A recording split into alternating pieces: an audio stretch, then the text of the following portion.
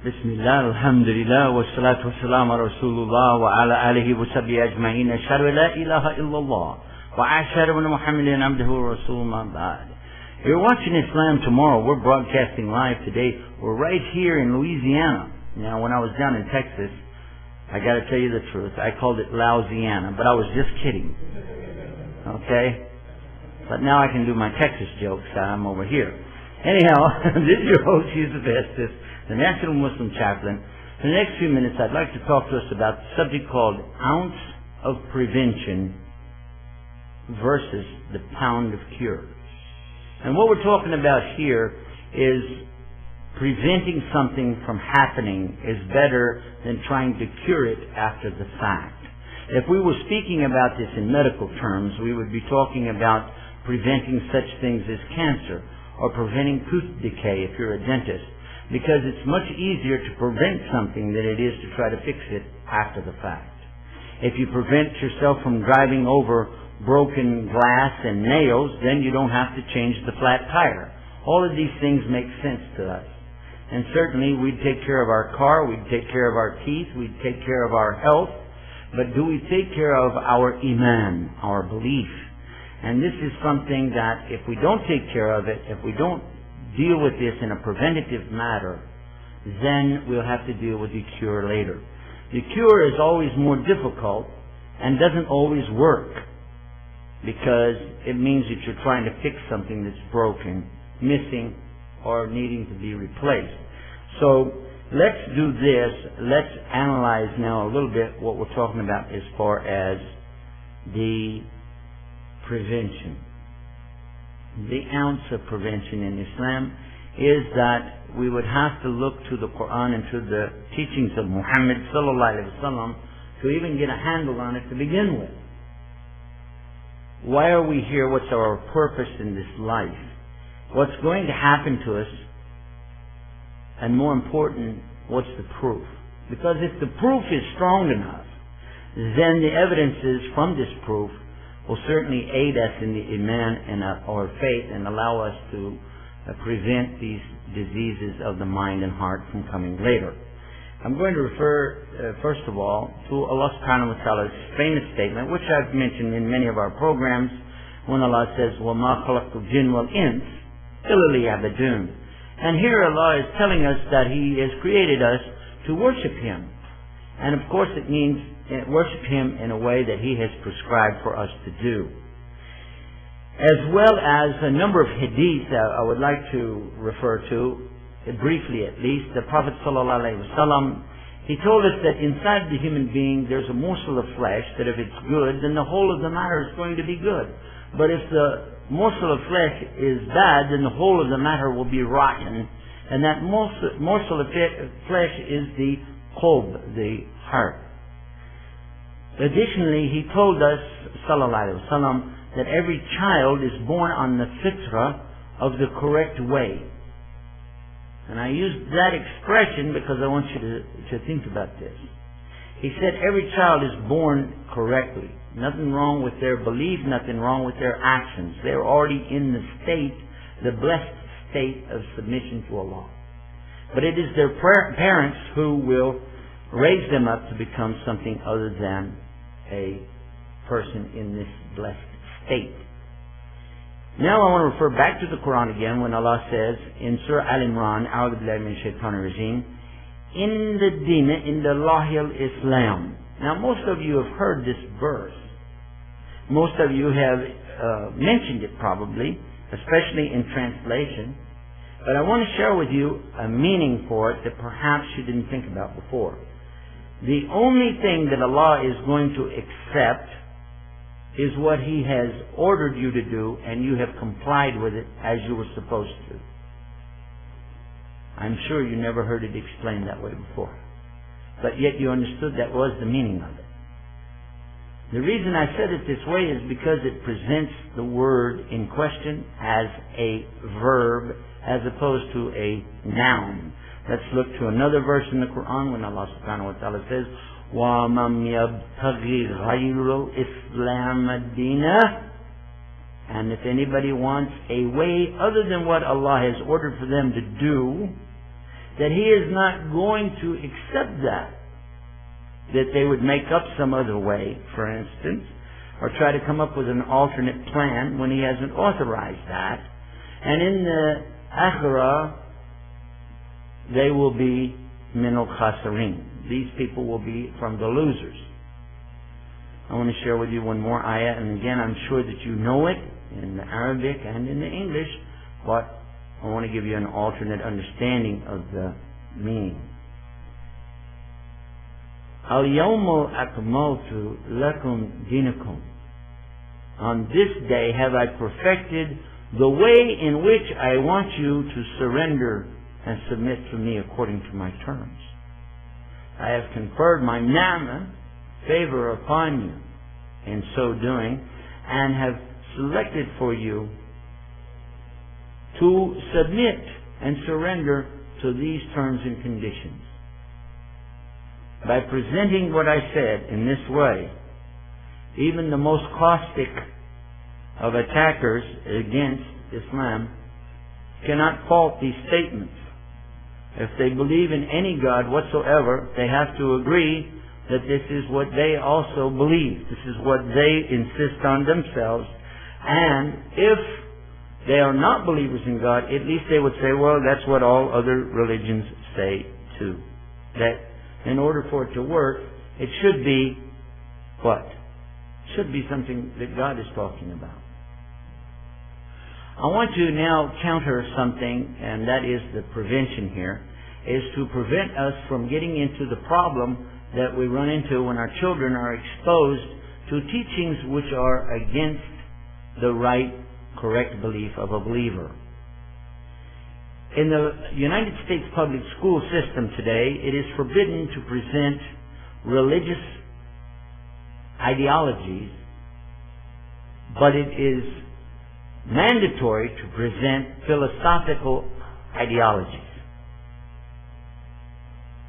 Philosophical theories that have actually no proof in reality, and some concepts which are nothing more than philosophical approaches to a different kind of a religion. And so, because that's the case, and we're not going to debate that right now, but I'm going to say that that is the case, so it's up to us to do the ounce of prevention. And as we already heard from the Prophet, peace be upon him, we have these formative years of our youth, which they're born in a state of submission to Almighty Allah already. But then something happens, and he says that the parents raise them up to become Jews, Christians, fire worshippers, etc. So he himself is giving us the clue on how to solve our problem. He's explained it very clearly, and you don't have to be a rocket scientist to figure it out. Our children are going to be exposed to kufr and shirk and disbelief. I'm going to put some English words in here. So that if we don't prepare them, then we're going to work really hard trying to cure the outcome. And I have sat many times with families over the last 13 years dealing with this very problem. I used to, when I was a Christian preacher and businessman, I used to sit with families as well, that it was very difficult to counsel them with anything because of the very severe problem you have in proving anything. I want to share something with you, and I want you to think about this. When I came into Islam, it wasn't because I was looking for a new religion. I wasn't. I already had what I considered to be the perfect religion, perfect life, perfect country, perfect methodology. Everything I had, I considered to be perfect. Little did I know.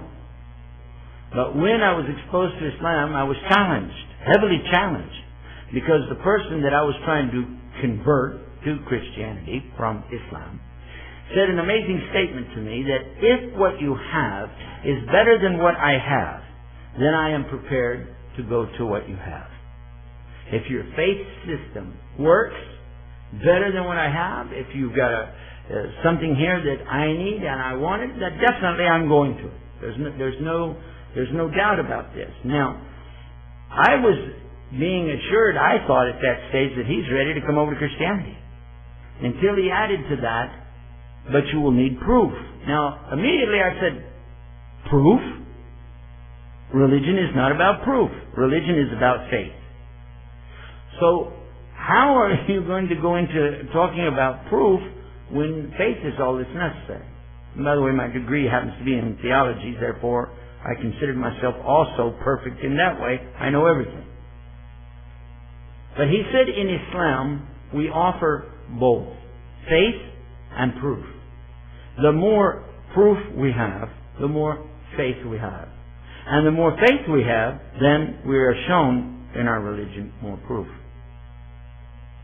And I said, I've never heard anything like this. This is something new to me.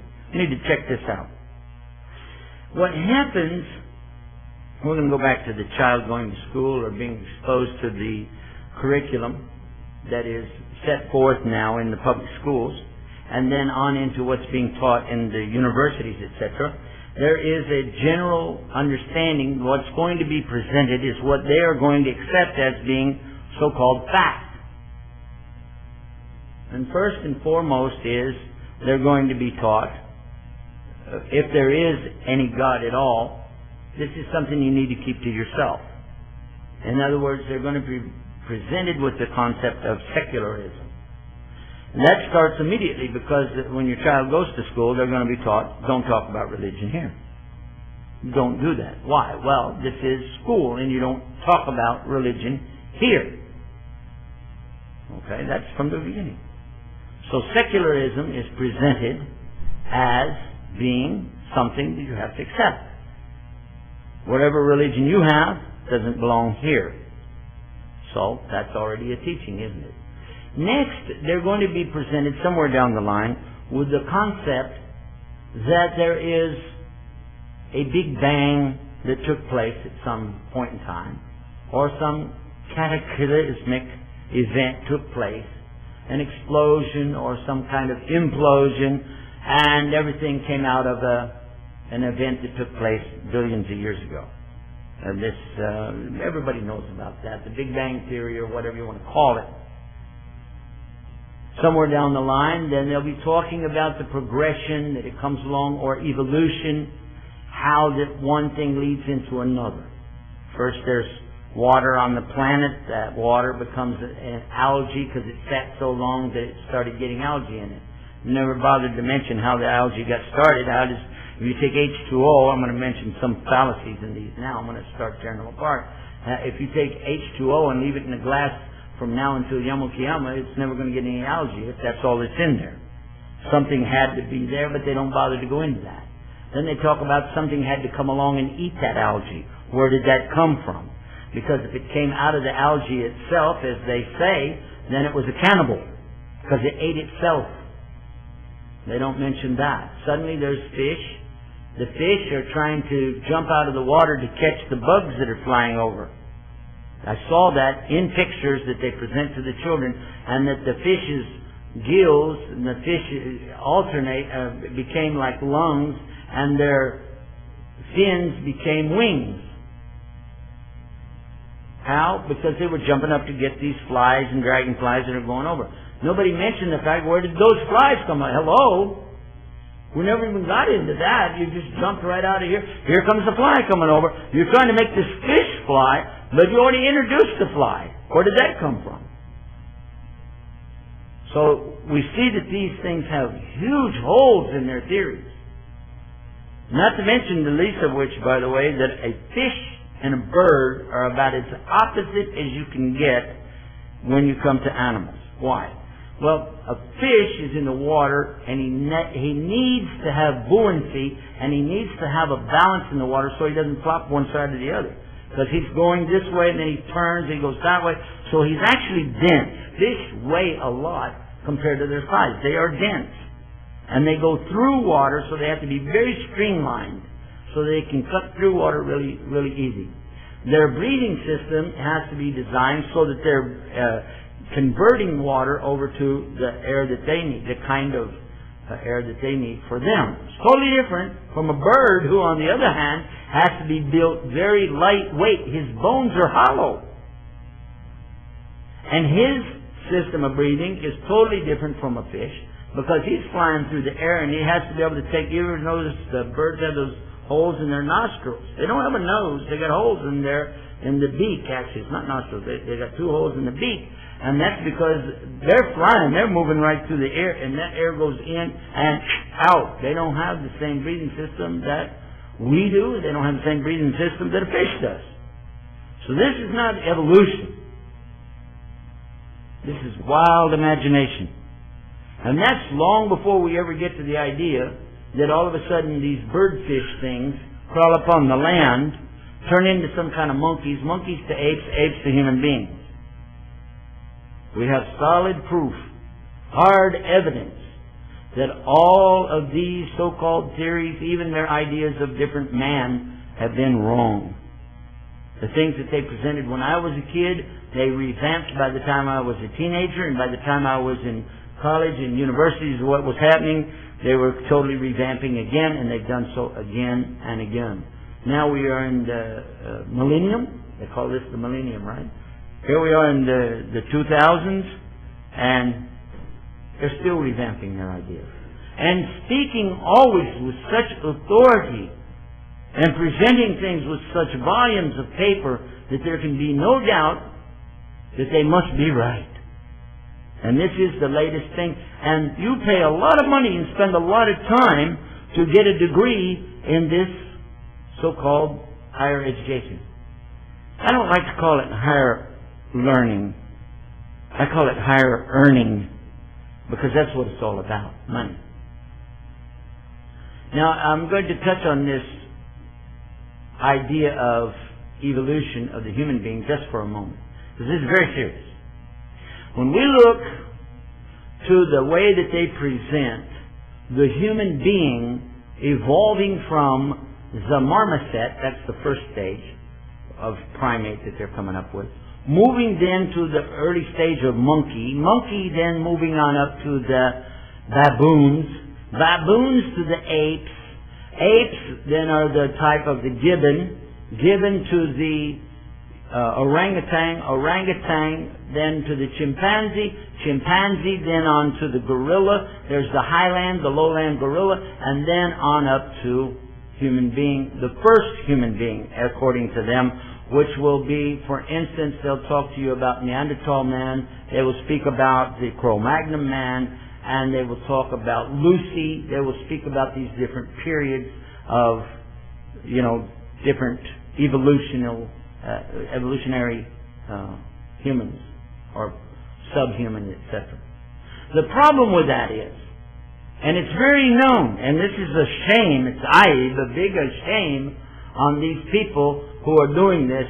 They already know, although they don't publish this out for the general public, that these creatures, with the exception of human beings, all lived at the same time. I take applause there because I want that to hit home really hard. The Cro-Magnon man actually lived in what's called the Cro-Magnon period because he was more dominant than some of the other species. Neanderthal man was very dominant at his particular period.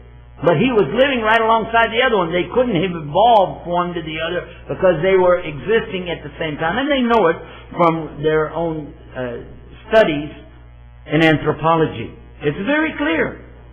They can carbon date DNA, and they have so many tests that they can do today and prove to you without any shadow of a doubt, they can pinpoint the times when these characters lived. Now here's something interesting. When the human being as we know him today came, all of those were gone. Listen again. When human being as we know him today came, all of the others were gone. And the difference between all of the others and the human being we know today is what? More than anything else, the head. The head is different. Very different. There was no forerunner to the human, Homo sapien, as we know him. And the head is different from those others. What is interesting about this, and I'm going to do it, now it's my turn to do a little preaching. We listen to them preach. I'll preach, inshallah. Allah said it very clear. he talked about this, that he destroyed others before us. Clearly brought them and wiped them out. And then when it speaks about Adam, Adam was brought forth from the dirt, not from any other evolutionary process. This is a condition of belief in Islam. You cannot accept evolution and Islam at the same time. I'm sorry to tell you that. I'm talking about evolution of humans now. Look what happens. In Islam it tells us the last thing that Allah put on Adam was the what? His head. And it didn't happen right away. It was a long time without his head, because it says that the shaitan went down inside of Adam, all around him, and came out the other end. Went down in the hole where the head would be. There was no head there. How many of you know that? You already know that. Did you? Really? This is pretty well known. Most scholars talk about this when we talk about evolution. They talk about when they talk about the construction of Adam, that is to say. Now, that's interesting because of what I just mentioned this, about the anthropologists knowing that the head is so different. Isn't that amazing? And there's been no change in the head of the human being. In fact, that's how they make the distinction immediately. As soon as they see the head, they can say, that's human. That is human as we know him today. No change. 10,000 years ago, 20,000 years ago, 50,000 years ago, the oldest one they have still is no different than what we have today. Whoops! No evolution. Not in that sense. However, there is such a thing as evolution to a point. There are things that start one way and then Allah changes them and makes them into something a little different. But He doesn't change a species to another species. That never happened. Grass never became a donkey. Okay? Giraffes didn't turn into clouds. Trees didn't turn into monkeys. Okay? That doesn't work that way. That's a different thing turning into a different thing. But evolution, where you have a type of grass, for instance, that whenever there's a different kind of atmosphere, then that grass could become longer or shorter, wider or thinner.